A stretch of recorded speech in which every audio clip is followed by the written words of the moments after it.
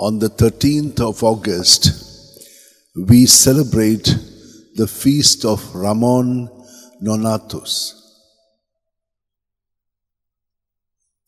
His mother died before his birth.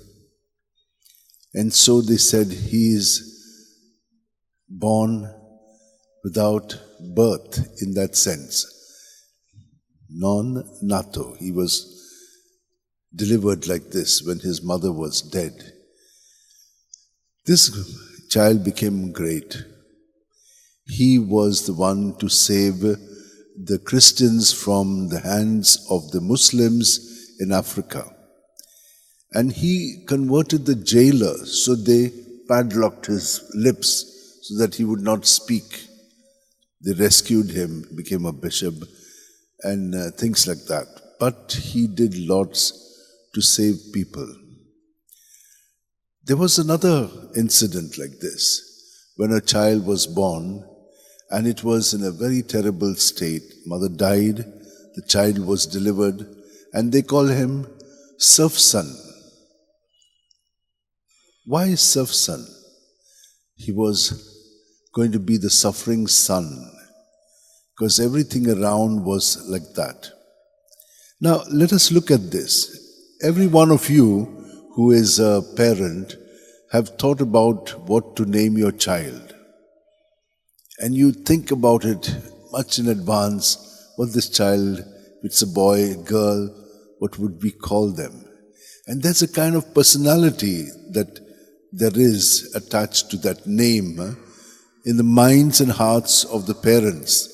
But since also they have seen this as a gift from God, there is an aligning to God and to self in the naming of this child.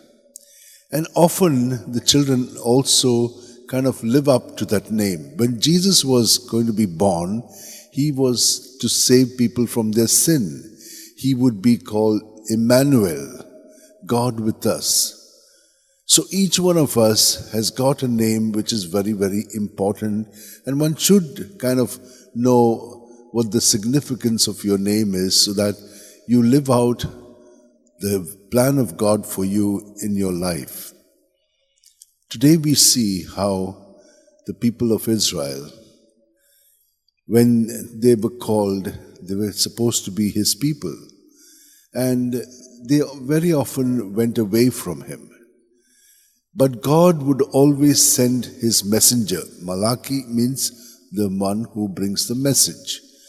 And he tells us that there will be this reconciliation which will take place. But before the one who comes, who will be the one whom the prophets have prophesied, he will be followed by Elijah. And Elijah had already come. Now, which Elijah are they waiting for? It is John the Baptist. John would be, as Jesus had said, the greatest among the prophets. And yet, in the kingdom, the smallest is greater than him. Why? Because we are in Jesus. And so all of us, whatever our names may be, remember, we are baptized in Jesus. And so Jesus is dwelling in us, and we have to conform to him. So let all our understanding of our name be geared towards becoming that unique person in Jesus. And that is what we will pray for as we now approach the birthday of Jesus, Christmas, or the Nativity. Let us now spend a few moments, hold your hands, close your eyes, and look at how you have lived out your name, and what are the things that you kind of see in yourself. What is your attitude?